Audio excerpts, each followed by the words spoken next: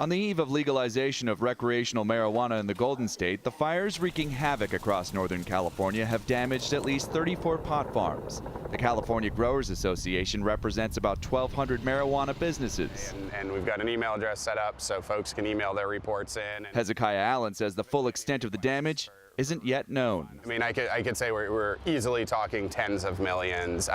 We don't have an estimate yet. We've started documenting and cataloging the direct impacts, folks who lost crops directly to flames, but what we haven't even started looking at is the amount of smoke damage. More than a dozen wildfires are raging across Northern California, collectively burning through over 100,000 acres. The fires not only threaten the state's famous wine grapes in Napa and Sonoma, but also its marijuana crops. California produces over half of the marijuana consumed in the U.S. The state's legal cannabis sales totaled approximately $2 billion in 2016. Compared to wineries, it can be harder for marijuana farmers to obtain crop or fire insurance. It's too soon to tell whether California's 2017 wildfire season will be worse than in 2015, when over 8 million acres of total land burned. Recent fires have hit the marijuana industry, burning dozens of farms and leaving many more plants damaged by the smoke. KPIX5's Julia Goodrich takes us to a marijuana farm in West Marin. Growers there say enough of this year's crop is ruined and the price of pot will probably go up. Just to get to this West Marin pot farm means trekking down steep terrain. There is no vehicle access. Once down the hill, a $500,000 cash crop that was in the direct smoky path of the Tubbs fire. We knew that we had to get our pot out immediately or risk losing everything. Chris Leanhoutz is the master grower of this medical marijuana farm. As the sun rose, you could see the red glow in the sky, and then you could see the ash raining down. And then that's when I realized that we needed to get this out immediately. There was a red flag warning, and heavy smoke was heading this way. What was going through your mind? My farm is literally going up in smoke? Yeah, exactly. I need to get this out of here or I'm going to lose the last 9 months of my life. Besides worrying about fire, they also worried about water. All of their supply was being used to fight the Tubbs fire. So we had to manually use our pickup trucks to haul 100 gallons at a time up. So did all of the smoke affect this crop? That's still yet to be known. Workers had to come here in the middle of the night and work 24/7 to harvest 200 to 250 pounds worth of marijuana. They normally dry it on the grounds here. They had to haul all of the marijuana up the hill and bring it to a facility in Salinas. Smoke will ruin this crop. It can't be sold for medicinal use because of potential toxins. The final product isn't ready, so until it is, we're kind of waiting in limbo. And California's marijuana growers are up against a key lifeline, crop insurance. There's no insurance whatsoever. People have insurance on their individual houses, but not the crop itself. In West Marin, Juliette Goodrich, KPIX5.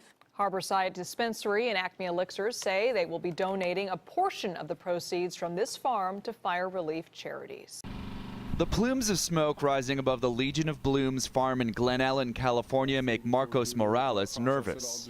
When I do sleep, I have to turn on the alarm to wake up every hour or two, just because we are in the high-risk area, so you can't really, you have to always be on high alert. Morales is the co-founder of this cannabis business. Flames destroyed hundreds of mature marijuana plants along with his state-of-the-art drying facility where 1,600 pounds of buds were hanging and nearly ready for shipping. I mean, the loss is this entire farm for the most part, you know. We have a lot of bills to pay, a lot of employees, so whatever we salvage can hopefully pay that part of the overhead. But the entire farm for this year is a loss. Many farmers have already spent tens of thousands of dollars on the local permits needed before they can receive a state license starting on January 1st. Because pot is illegal under federal law, unlike the wineries, these farmers don't qualify for crop insurance. Right now, the only thing that we're harvesting is stuff that looks to the visual eye okay and healthy and unaffected. What can be salvaged on Morales' farm still needs to be tested and evaluated for toxins and contamination. I'm not a fire expert, but it got hot around here, you know. It got way hot, so all that's going to affect the taste, and it's been smoky for a week, so. The Growers Association says despite all the damage, the overall pot market will likely be unaffected because thousands of farms are still harvesting elsewhere in the state. As for Morales, despite the setback, he plans to rebuild. Firefighters continue to tackle flames in the Inland Empire tonight. The fire burned through 72 acres and a marijuana farm behind someone's home. CBS 2's Tina Patel is live in Paris with all the details. Tina? Well, firefighters now have 80% containment on this brush fire, but until they're sure all the hot spots are out, the questions about these greenhouses full of marijuana plants are going to have to wait. Jim Grable says it was frightening to see a brush fire break out behind his home this afternoon. It spread quickly. We started getting hoses and hooked them up everywhere we could. His family did what they had to protect their property, but no one was home next door to try and protect these two greenhouses and the hundreds of marijuana plants that appear to be in them. Doesn't hurt my feelings at all. Grable wasn't sad to see the damage because he says he didn't like living next to the apparent grow operation. He said it was put in about 8 months ago after the previous property owner passed away. Draws the wrong kind of people, you know. And eventually when it's mature, you know, people are, and they all know that, you know, they're going to be here trying to get it. But Grable says he never complained to police about the plants or the people growing them. He assumed marijuana cultivation was allowed after Californians voted on the issue last year. I would say it's legal, you know, if everybody's blind, if they don't see it. I mean, the houses are big. But there are different rules in different jurisdictions, and that's why right now the Riverside County Sheriff's Department says they don't know if these plants are legal or not. Their marijuana eradication team is aware of the operation, but they have to wait until CAL FIRE is finished mopping up the scene before they can begin their investigation. At Butte Creek Farms in Eagle Point, marijuana spans the land. They have 20,000 marijuana plants growing. Usually the peak time for those marijuana plants to blossom is in the summer sunshine here in the Rogue Valley. But with the sun almost completely covered by smoke from fires across southern Oregon, it's affecting how their crop is being grown. And they estimate the financial damage could be huge. The total financial hit could be well over $1 million for a farm of this size. Butte Creek Farms opened just over a year ago and is already one of the biggest marijuana farms in the entire state. Their decision to be an outdoor farm as opposed to a greenhouse farm was intentional. That's why we're an outdoor farm, is we get the free sunshine. And they rely on that free sunshine to keep their business afloat. They need that spectrum to get all those nutrients to continue to grow and flourish like we want them to. But the lack of sun from the thick smoke is affecting the plant's growth. Is what helps the buds grow bigger, getting all those spectrum from the sun. We're missing out on so much of that right now that it's really causing a damper in the plant's growth cycle. So the main visible effect is that they're not as large as they should be. Okay. So for example, so this should be bigger. This should be bigger right now, yes.